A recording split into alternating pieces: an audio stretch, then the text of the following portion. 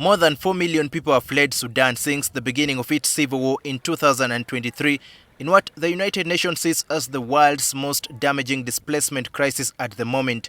Now in its third year, the war started after a power struggle between Sudan's army, led by General Abdel Fattah al-Burhan, and the paramilitary Rapid Support Forces, commanded by Mohamed Hamdan Dagalo, commonly known as Hemeti. More than 80,000 Sudanese have fled into Uganda since the war broke out. 55-year-old Abdallah Yahya is one of them. He's among the latest group of refugees to arrive in Uganda, having entered the country just 3 weeks ago. We found him in Kiriandongo Refugee Reception Center, where he will be accommodated together with his family and other refugees until UNHCR, which is the UN Refugee Agency, and the government of Uganda allocates him a portion of land in Kiriandongo Refugee Settlement to put up. For me, I witnessed 20 people or 25 people die in front of me. Even my son get hurt during that conflict. Back at home, Yahya was a well-established businessman living a decent life, but that status was cut short by the war. At the Refugee Reception Center, he has adapted to the tough life to survive. The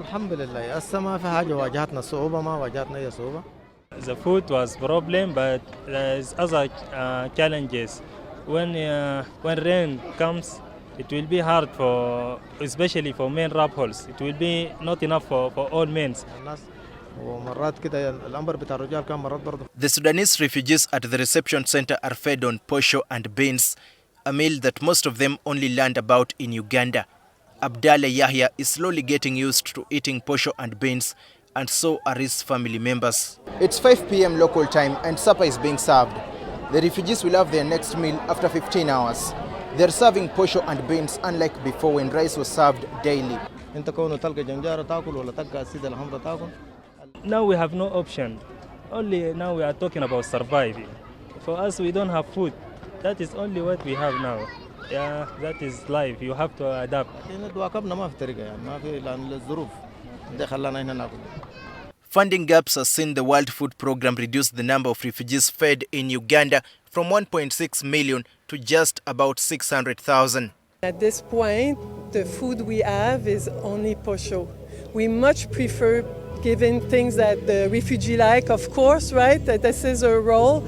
But at this time of challenging time, we really are finding what we have. And I can tell you that as soon as we receive rice, when we receive it, this will return. The situation could improve in case more funds are availed, but could further deteriorate in case of continued decline in donations. We are aiming to do the best we can with what we have. And if we don't get rice in kind, then of course what we're trying to buy is ensuring we buy the food we can buy for as many people as we can, right? Because it is better, we feel, that they receive at least something than nothing, especially when they are arriving and new.